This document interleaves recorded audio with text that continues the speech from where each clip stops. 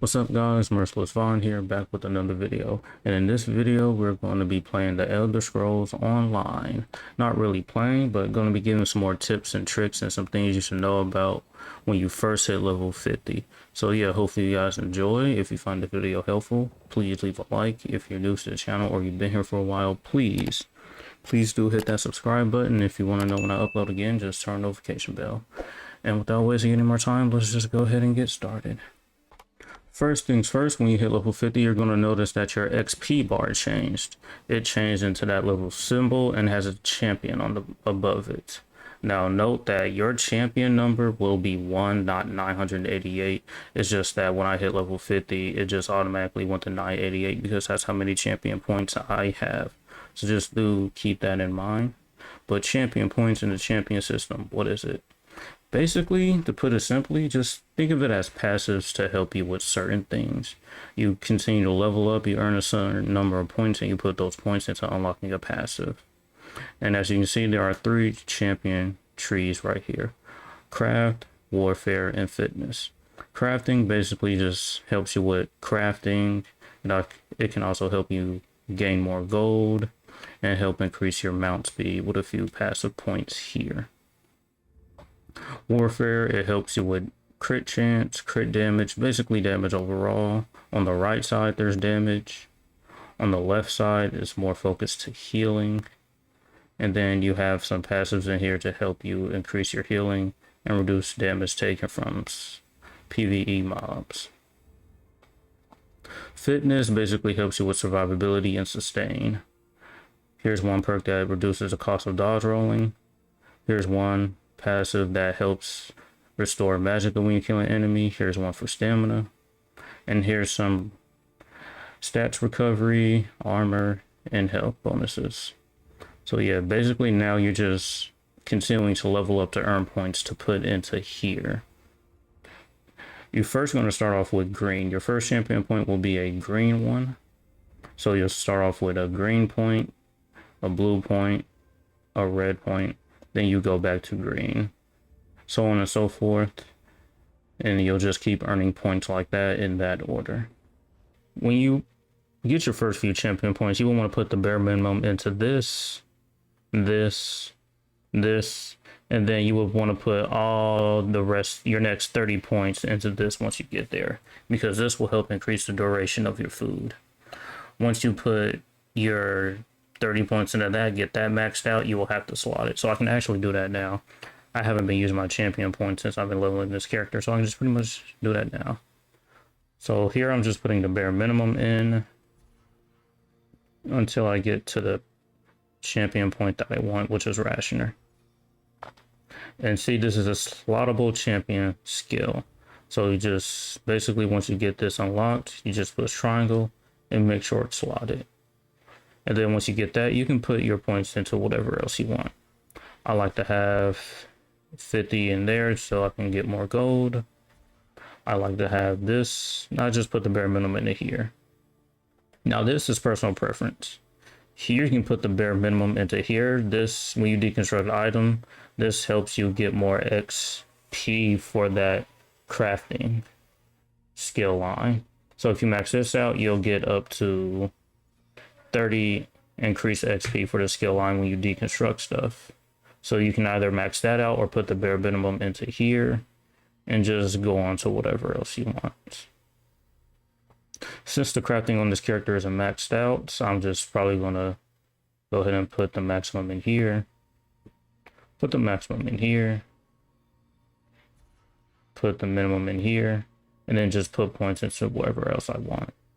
You can also put your points into here. If your mount is still moving too slow for you, then you can just put your points in there and just be sure to slot that.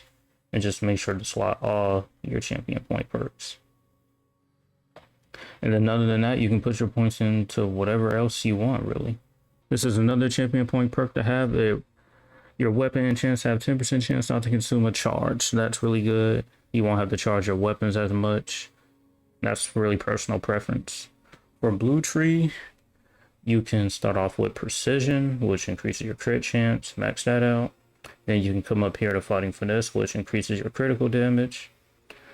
Once you get this to the bare minimum, which is 10, you can just go ahead and skip up to here if you want, or you can just come straight here and max that out, then max that out.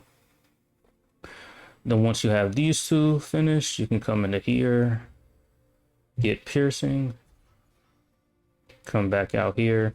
Then basically this is pretty much for what skills you use. If you use a lot of damage over time skills, you can use this. If you have a lot of area of effect skills, you can use this one. If you're a single target, you can use this and this. So yeah, basically whatever skills you use, that's where you will put your next few champion points. But yeah, Backstabber is also a good one. This is really for group play. The tank really is supposed to have the bosses back towards you. That way you get this 15% extra damage. So yeah, you can just basically look at these champion points and just put them in whatever you want. Starting out, I would just highly suggest you get this, then you get your penetration, and then whatever skills you use, whether it be damage over time, area of effect, single target, you just choose between these. And then once you get those, you can come back here and get Backstabber. And same thing for here. You just basically see what champion points perks look good to you. You can get those. But starting out, you can just put the bare minimum in here. Then you just come in here, put the bare minimum into this. Then you just come here, put the bare minimum into that. And then whether you're Magicka DPS, you can get this. Stamina DPS, you can get that. But since I'm Magicka, just go ahead and max this out. Then come back and finish this. Then you can put the rest of your champion points into whatever you want. And also just remember to slot it. So that was basically a quick rundown of the champion points in the champion point system. How do you earn champion points? Basically just by continuing to do quests and leveling up. As you can see, if you see the green text right there, it says my character is enlightened and my next 400,000 XP will be earned at an accelerated rate. That basically means every day you'll be enlightened and you'll get 400,000 XP earned really fast at an accelerated rate. Basically what it says right there. Once that enlightened XP is used up, it will be a little bit more difficult to earn your next champion point. Not as much early on since you're just starting to earn champion points. The amount of XP you need champion points varies from when you're first starting out to where I am, almost at 1,000. So it won't take you this much XP as it will take me to earn one champion point because I have almost 1,000. It will take you a lot less XP to get your first few points. So the best way to get champion points is when you're enlightened. And the first thing you do when you log in while you're enlightened is to do the daily dungeon and daily battlegrounds, because the daily battlegrounds will give you a minimum of the amount of XP you see here, but while you're enlightened you'll get more than that. You'll get at least 4 times that amount. You'll get up to 300,000 to 400,000 XP, and when you're first starting out you'll get an insane amount of CP points when you first complete the dungeon, and if it's a dungeon you haven't done before you'll get even more XP, so just keep that in mind. Yeah, so champion points also determine the strength of your gear. As you can see with this axe, starting out at CP 160 only does 775 damage. But if you go up in CP, it will do more damage. At CP 40, it goes up. At CP 70, it goes up. 90, 150, it does over 1,000 damage. And at 160, which is the maximum gear cap for CP, it does 1037 damage. Compared to starting out at CP 110 to only where it does 775 damage. Same thing for the armor. At CP 10 it does 16 armor, and if we just jump all the way here to the max, it's going to have 2420 armor.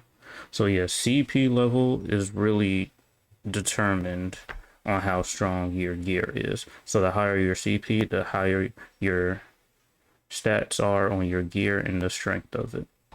So really once you get to level 50, you're pretty much grinding again to gain 160 more levels, but it won't be that hard as it was grinding to level 50. It won't take as much time because you'll have this enlightenment bonus every day. So just log in every day and just get that enlightened XP, and it'll help you level up faster. Alright, so basically a quick overview of what I just talked about. The higher your CP rank is, the higher stats your gear will be. And the max gear CP is 160. So while you're getting to level CP 160, you can just continue to do quests. If you haven't finished your alliance story, I suggest you finish it, because when you finish your alliance story, you will have a chance to do the other alliance's story mode too, which is a pretty cool experience. You can do that. If you haven't finished your character story, you can do that as well, and you can continue to do undaunted pledges. The undaunted pledges are these guys right here. Every day there will be a daily dungeon that you can do, and you will get dungeon keys. Now we'll talk about what you do with those keys in a little bit while I'm talking about the gear. And so while you're doing all that, and when you get to 160, how do you gear and what gear is good?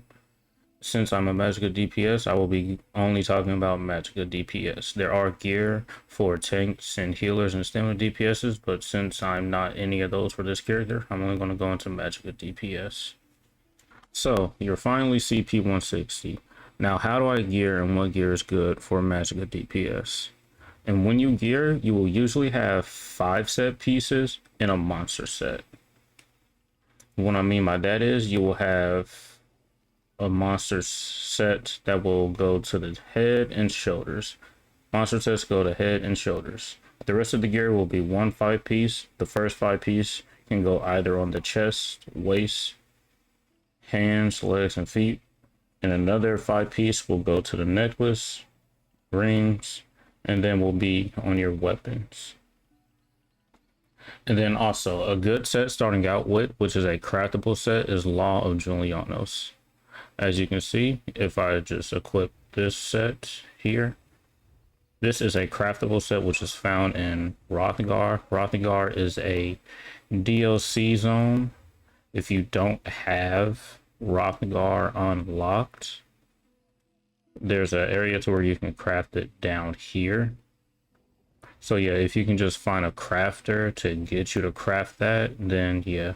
Hopefully it won't be too expensive. Hopefully they won't try to bust your head over crafting this gear. It's really not that difficult to craft. So yeah, you can just try to look for a crafter there, or if you have ESO Plus and you research the amount of traits necessary to craft it, you can do that too. And so that's really the first 5-piece set. The bonus 2 pieces gives you spell critical, 3 pieces gives you magicka, 4 pieces gives you spell critical, and 5 pieces gives you spell damage well. This is a set that I have crafted by somebody else, so this is what I usually start off with when I first got the CP 160. I just got a guy to craft this for me, and this is really what I used. And now the second 5-piece you will want to use is Mother's Sorrow. Mother's Sorrow is an overland set, and overland sets are usually found just by doing activities in that area. And basically you will use the 3 pieces. The first 3 pieces will go on the necklace, the rings, and then the weapon will be the last piece you need, because depending on the weapon, whether it be two-handed like staffs and two-handed weapons and great swords, they will be under the category of two-handed, so they will count for 2 pieces. And if I take this weapon off, as you can see, I'm only getting 3-piece bonus from Mother Sorrow, but if I put on staffs, which counts as two-handed, I will be getting the full 5-piece bonus, because I'm getting those last 2 pieces. And if you go to collections, then sets, and then here you can see it, you won't see crafted sets in here. I don't know why. They should really add a tab for craftable sets in the locations for them. But yeah, you won't really see it. But here, Deshawn, Mother Sorrow. If you are with the Evanhart pack, then you do have this area unlocked sooner than others that picked other alliances, because this is one of the areas that you go to while questing in that area. So if you are with another alliance, you just basically go to the zone chat and be like, hey, can somebody take me to Deshawn's? and then you just basically add that guy to the group, and then they travel there, then you travel to that player, then you just go there and do the different activities and get the different pieces of gear. Now, if you want to, you can run it on the body. You don't have to run it on the jewelry. It's just that since Julianos is a crafted set, it's going to be more expensive to craft, because to increase the rarity of jewelry is a lot more expensive than it is to increase the rarity of body pieces. So do keep that in mind. That's why it's really recommended that you run this on the jewelry. Well, I recommend you run it on jewelry. You don't have to if you really don't want to. And that's how you get Mother Sorrow. And Julianos is a crafting set found in Hrothgar. And as for monster sets, it's really whatever you want. A monster set that I like to use is Zon's. This is the Zon's. One piece gives me spell critical, and then when I have both pieces on, whenever I deal damage with a light or heavy attack, I have a chance to connect the beam of fire that does damage to the target that I did damage to. So yeah, that's really good single target damage set. So yeah. And to get these monster sets, you have to do these Undaunted Pledges to get the shoulders, and then you have to do veteran dungeons in order to get the helmet that corresponds with it. So for, if I go here and I go to DLC's dungeons, Zon's drops from Scale Collar Peak. I have to do this since this is a DLC dungeon. DLC dungeons are a lot harder than normal game dungeons. So in order to get the helmet, I have to do this on veteran. And since I did it on veteran, I got lucky and got the helmet on my first try. And then the shoulders you can only get from these Undaunted chests.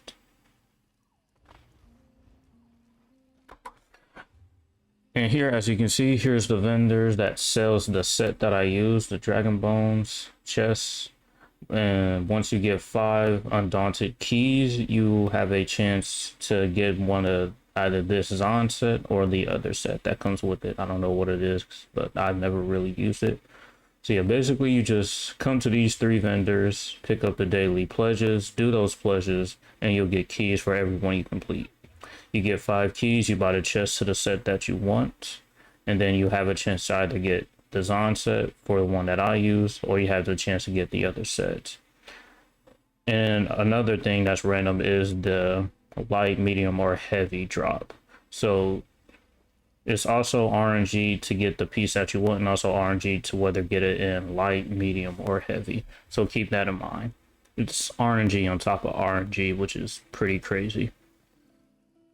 Also, do note that if you do the pledges on normal, you will get 1 key, but if you do the pledges on veteran, and there will be some type of interactable that will make the last boss fight harder, if you activate that and then beat the boss, you will get 2 keys. So do keep that in mind.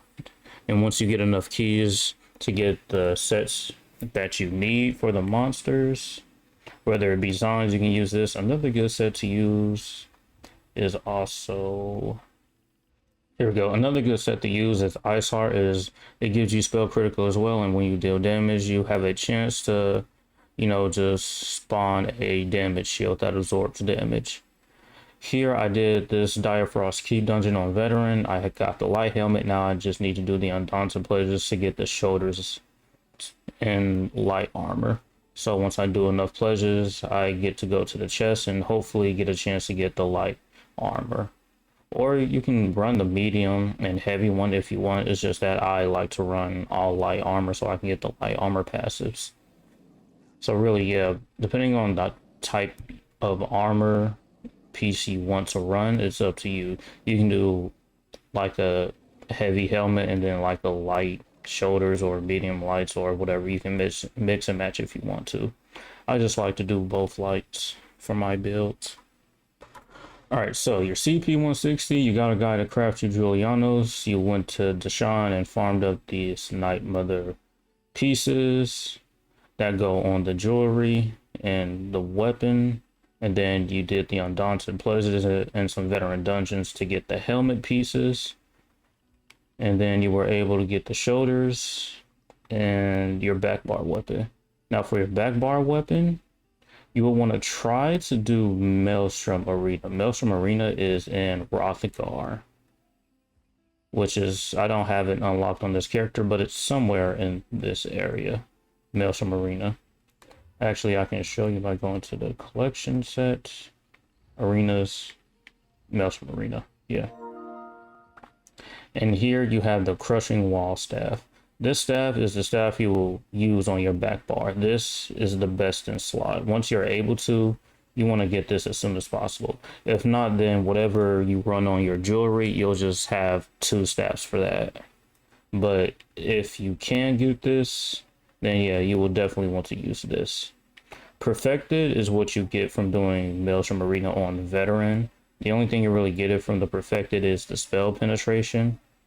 But if you do normal Maelstrom Arena, that's fine as well. As long as you get it and you get to deal that light attack, additional damage when your Wall of Elements is down. So yeah, this is the best in slot staff to use on your back bar, whether it be perfected or imperfected.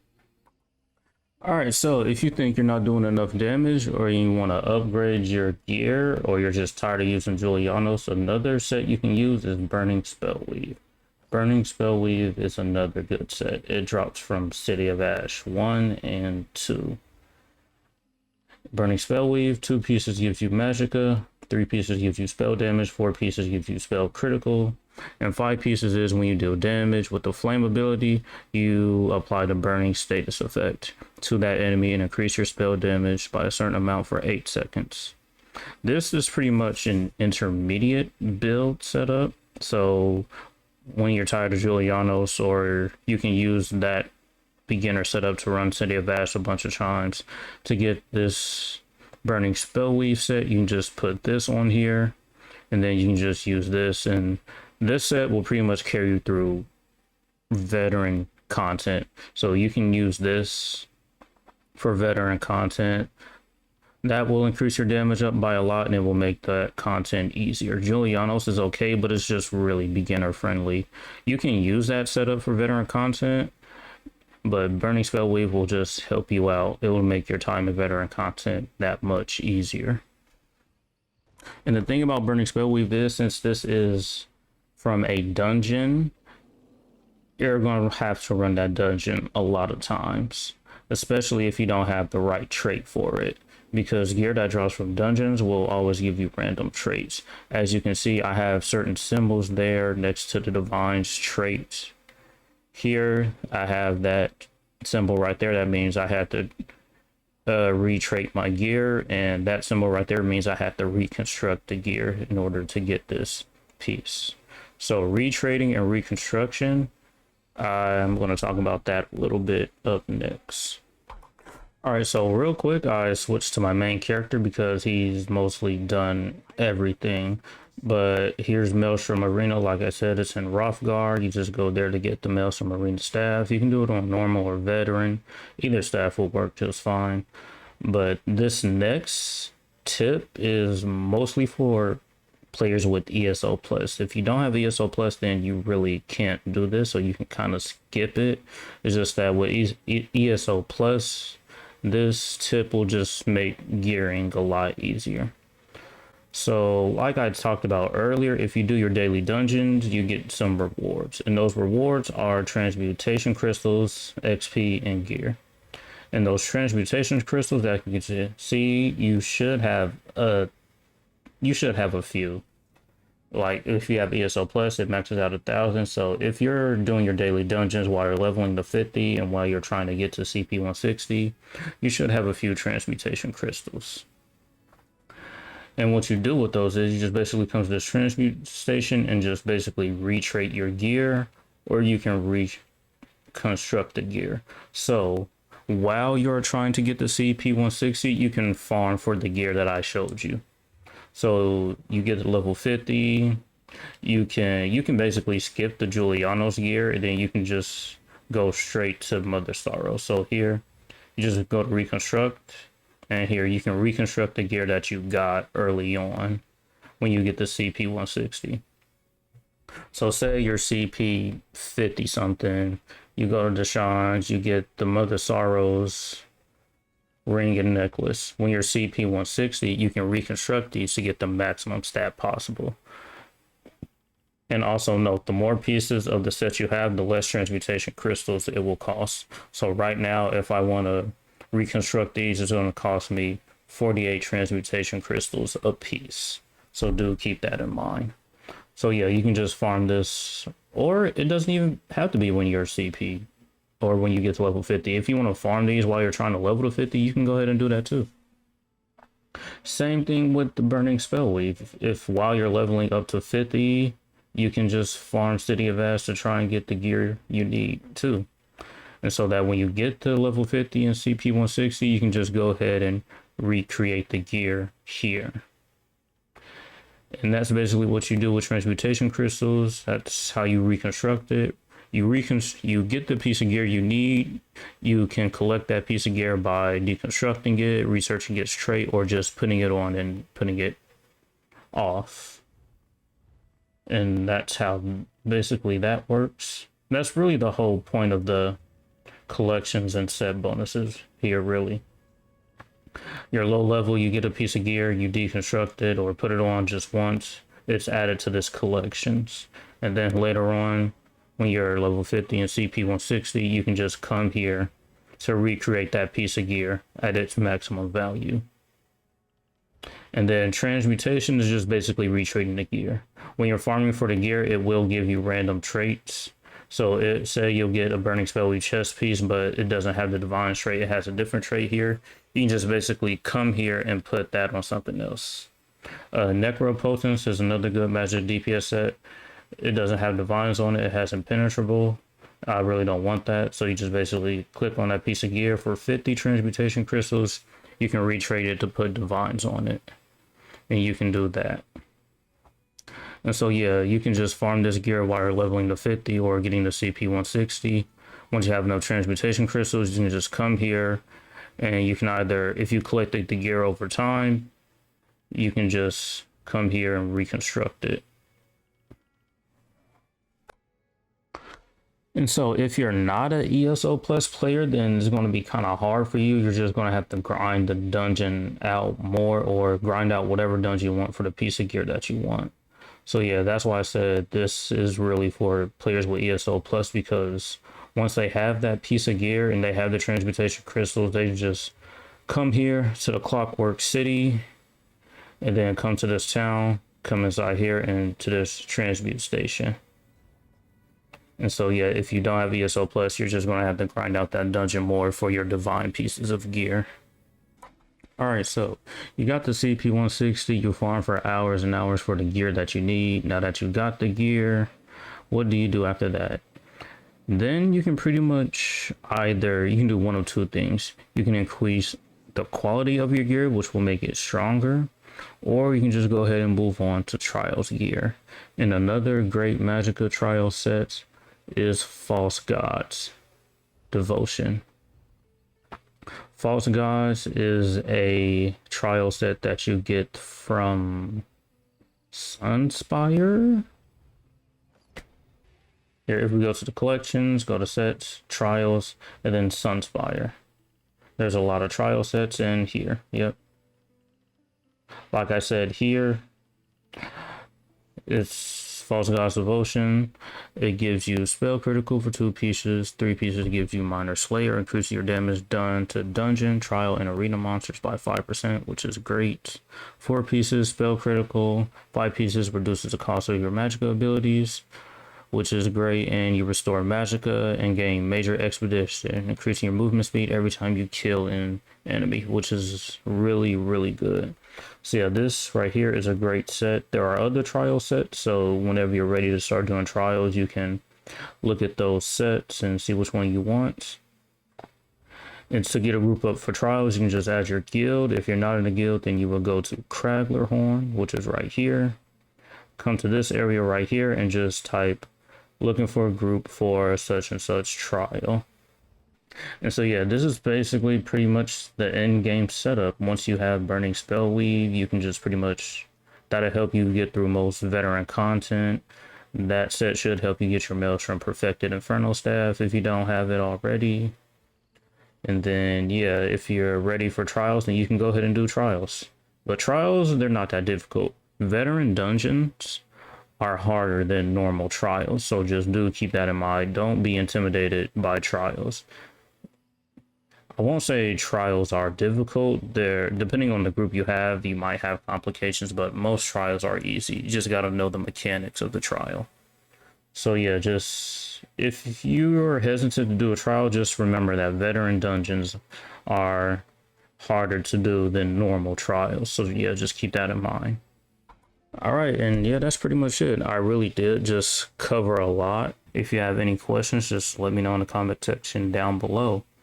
And if you enjoyed it, please leave a like. And if you're new to the channel or you've been here for a while, consider subscribing. It will really help me out. And if you want to know when I upload again, just turn on the notification bell. And as usual, until next time.